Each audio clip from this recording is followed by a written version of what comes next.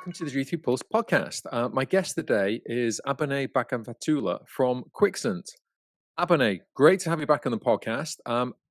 All well and good, I hope. Absolutely, Lewis. It was always a pleasure to be back here and talk to you. Thank you. We last caught up together at G2E. Only a couple of moments. We were sat on opposite couches, kind of waving, and you were often in more meetings and things. But I was wondering, since you've had time to reflect a little bit since the show, what were your impressions, and what did you kind of learn about the market? I know that Quixant attended the show in last year as well. It was a cut down show. I mean, there weren't the Europeans there weren't the internationals that there were. This year's show seemed as though everybody was back. What was your impression of it? Absolutely. I think the last couple of years has been challenging both in terms of, the show going on and the limited attendance we have had last year. So G2E this year has been one of the best shows in recent times, and especially with all the challenges we've had, as we explained the last 2 years. But what is most impressive about the G2E this year has been the reset that the gaming industry has really gone through.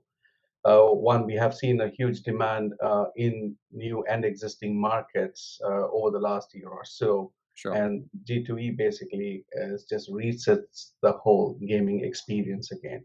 It is really nice to see that gaming has taken its pivotal role back in mainstream entertainment, especially even around Vegas, as we look at all the casinos being open from where we have been a couple of years, is really overwhelming to see that. And G2E for long has been an event where most associated with gaming manufacturers, suppliers, operators have used it to define their roadmap and the future. And it's really very positive to see those conversations back on the floor, back with all the people concerned with gaming. And it definitely suggests a very positive buzz as we get into 2023.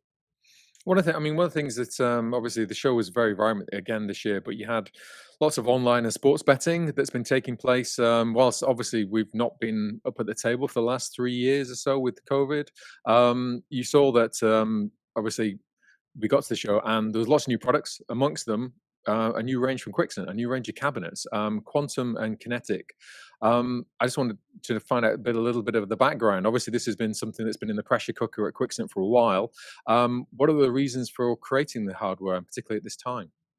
Absolutely. I think, like you've seen this year has been a lot of conversations and panel discussions on sports betting. And, our range of products, basically the quantum services, the VLT or the lottery terminals and the EGM market, while the Kinetic is basically one that focuses on the kiosk and the sports betting market. But mainly, the background behind the launch of these products is Quixent has been a leader in providing hardware solutions and enabling technologies to our customers and the gaming manufacturers.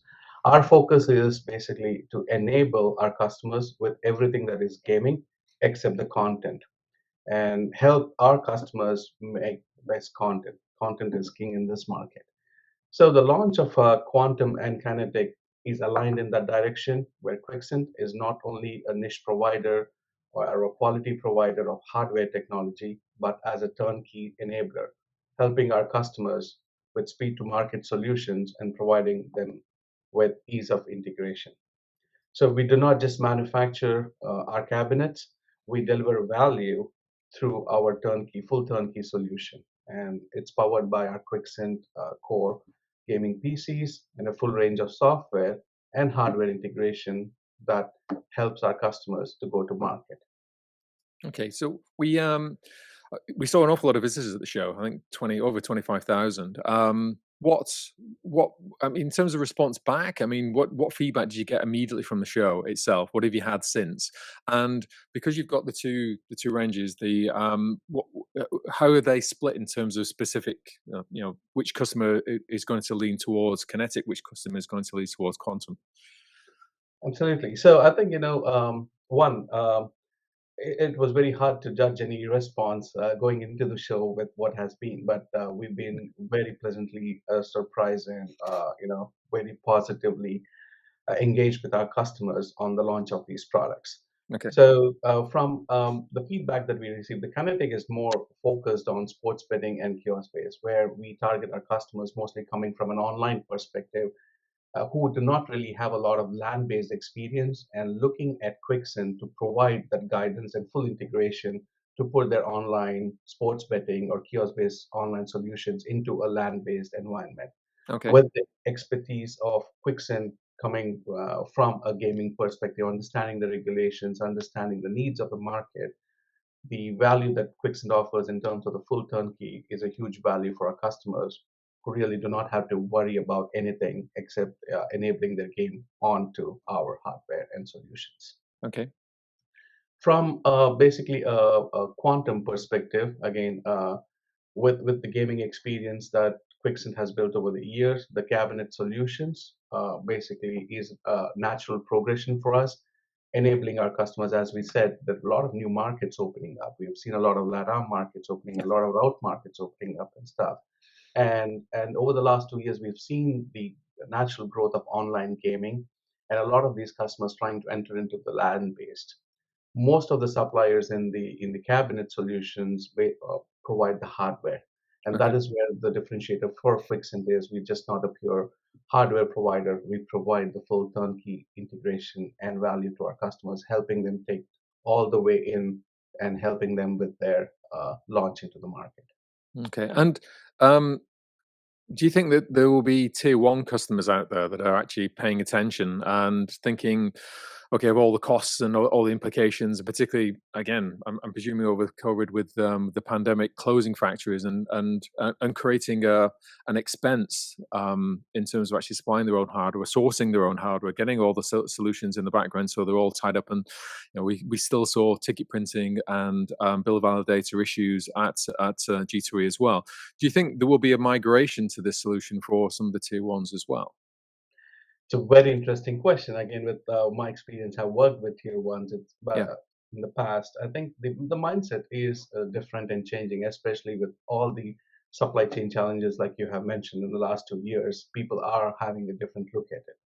But having said that, if you look at it really, even some of the tier one customers are now entering markets which they would never have entered in the past. And some Okay. of these are the route markets or, con distribution markets, all regulated markets and stuff.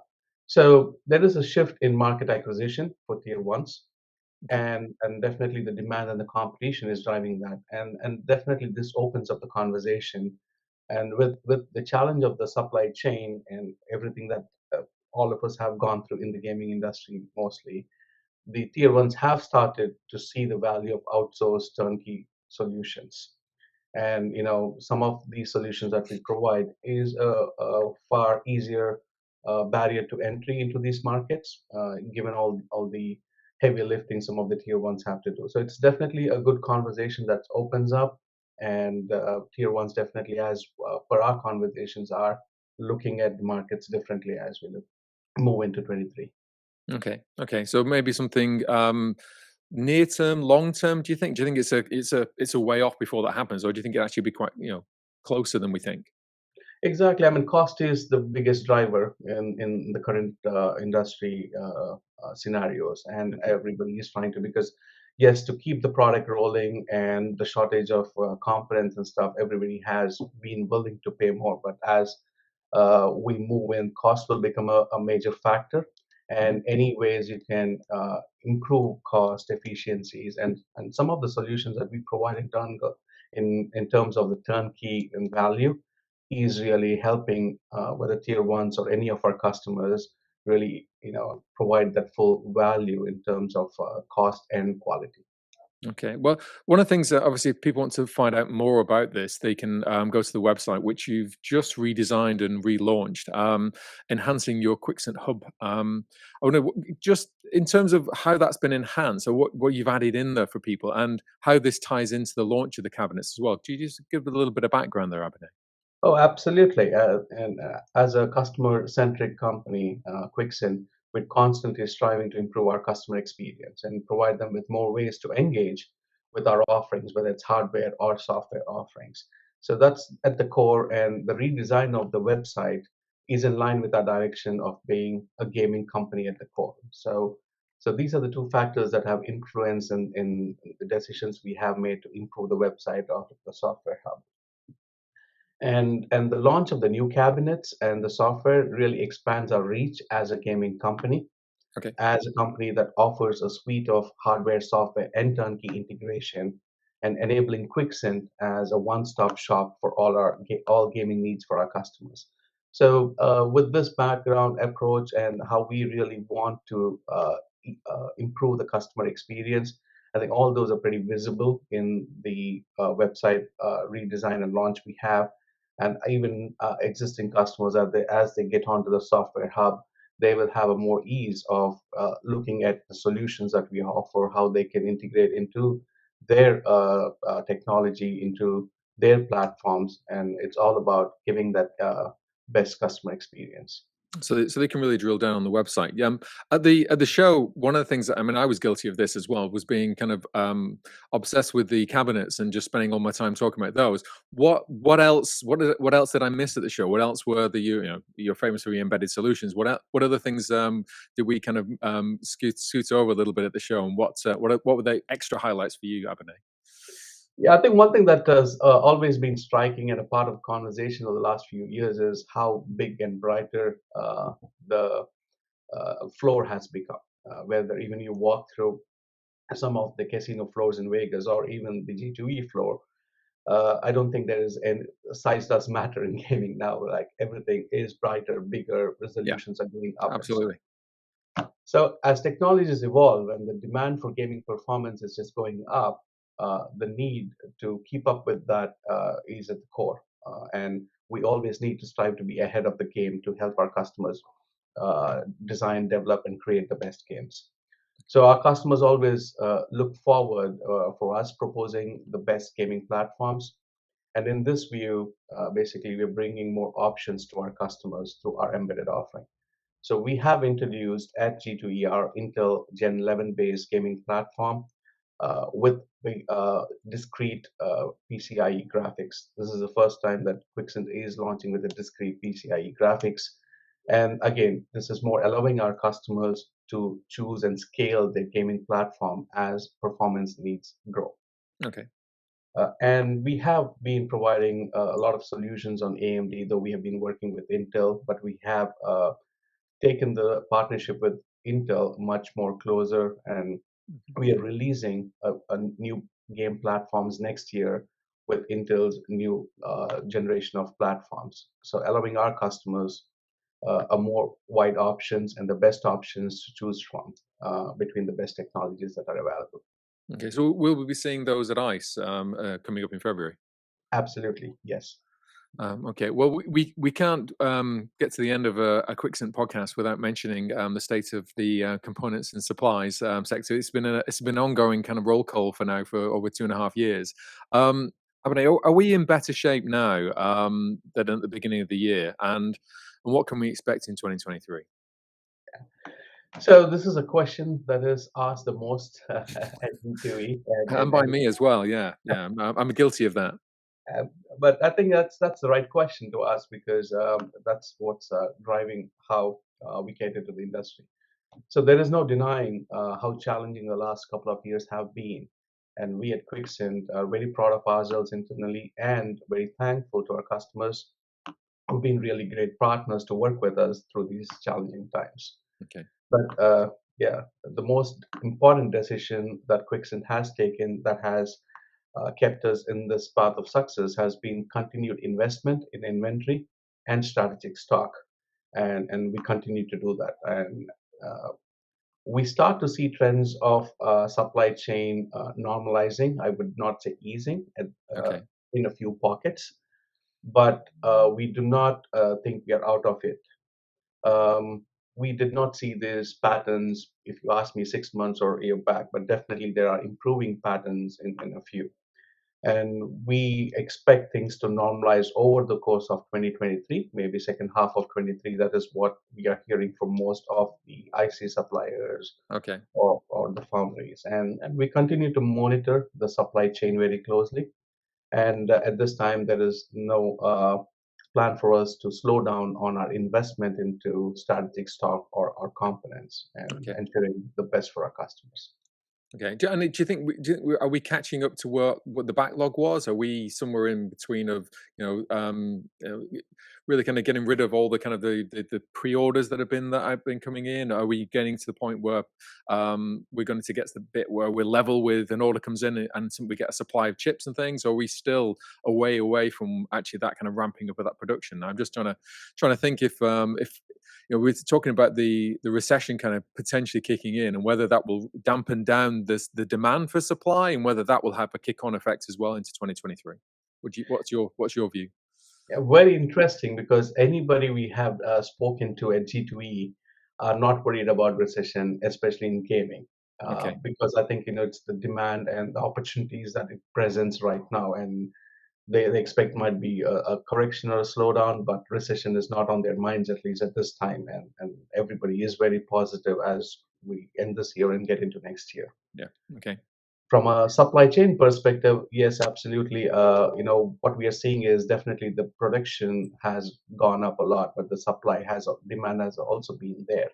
Right. But what's happened in the last couple of years is a lot of people are now better planned. So we know how to plan for long lead times, and though we have components which do show more than normal lead times, the planning effort has gone now in to mitigate some of those risks. So from Quixent standpoint as a turnkey outsource provider for our customers, we have now planning a year ahead. Right. So Okay. some of those impacts that we did not in the past would be mitigated. At the same time, it is basically a huge effort from Quixent to invest into that planning. And we hope at some point in the future, some of the price pressures would come down with this the supply demand kind of normalizing, and that's basically where we stand right now. But yeah, some of the components still have very long lead times, but most of the other ones, like it takes storage, media, and other stuff, are definitely normalizing. Okay, well, it seems like it's a question I won't be taking off the table anytime soon. I don't think it's going to be something where the next Quixen podcast will. I won't ask the question either at the beginning or at the end, depending on who I'm interviewing. But Abhinay, it's been a pleasure talking to you. Thank you for showing me and saying hi at the G3E as well. Much appreciated. And I look forward to speaking to you again, if not before, then at the ice show in February. Absolutely, Lewis. It's always a pleasure talking to you and sharing the thoughts with the larger forum. Thank you very much. Goodbye. Thank you. Bye.